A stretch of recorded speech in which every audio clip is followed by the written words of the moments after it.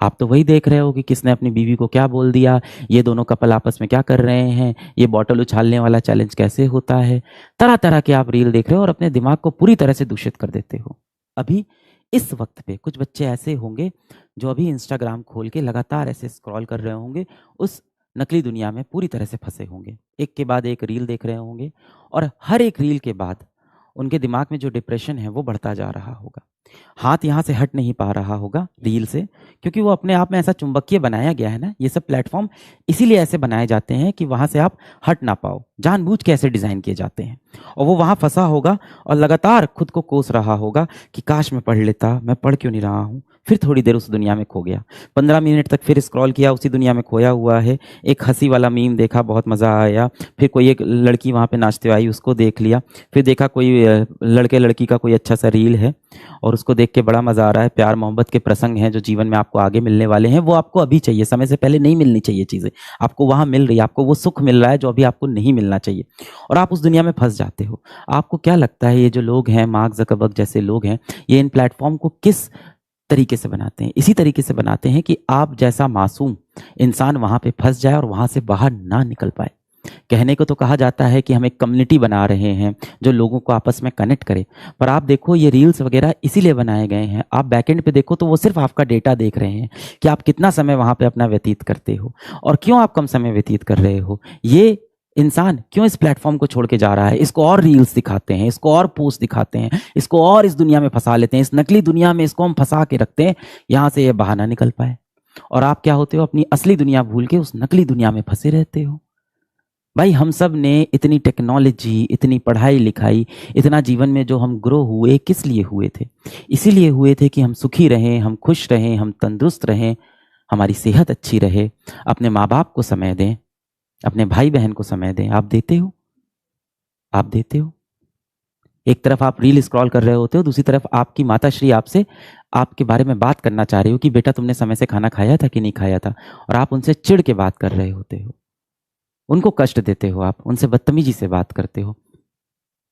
तो ये सारे सोशल मीडिया प्लेटफॉर्म आपको इसी तरह से भटका रहे हैं। आप देखो ना, आप सोशल मीडिया पे एक फोटो डालते हो अपनी मम्मी के साथ, me with my mom is so beautiful, she is like god to me, और आप उस गॉड के साथ घर पे कैसा व्यवहार करते हो?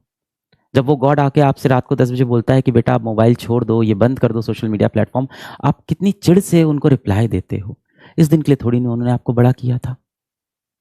तो ये नकली दुनिया से आप बाहर निकलो, अपने जीवन का कंट्रोल खुद के हाथों में रखो। इन बड़े बड़े टेक जायंट्स को अपने जीवन का कंट्रोल मत दो।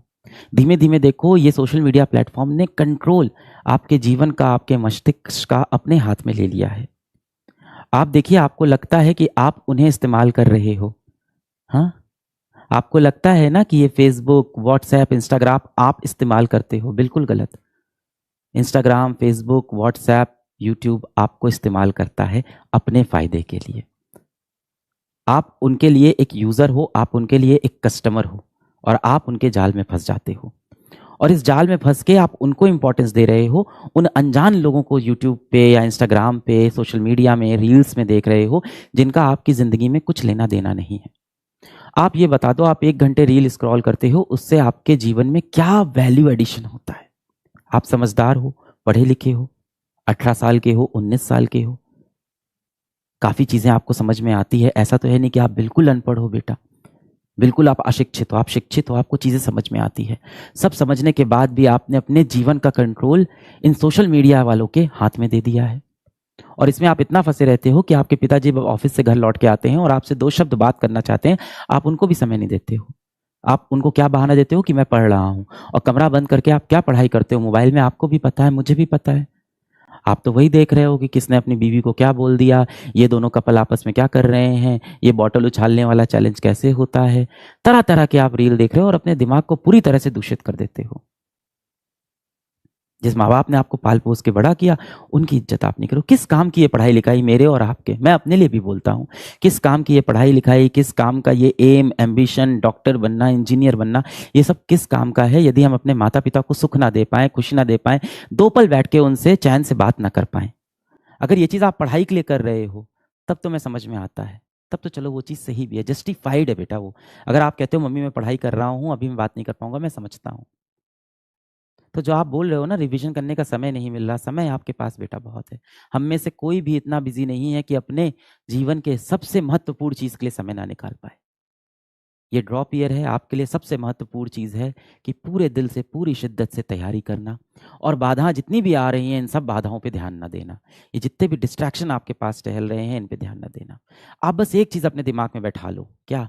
कि आप सोशल मीडिया का इस्तेमाल नहीं करते, ये आपका इस्तेमाल करता है। अच्छा लगेगा आपको कि कोई आपका इस्तेमाल करके चला गया? नहीं लगेगा ना। करने दोगे आप किसी को खुद का इस्तेमाल? नहीं करने दोगे ना। तो ऐसे ही आपको अंदर से कठोर बनना है।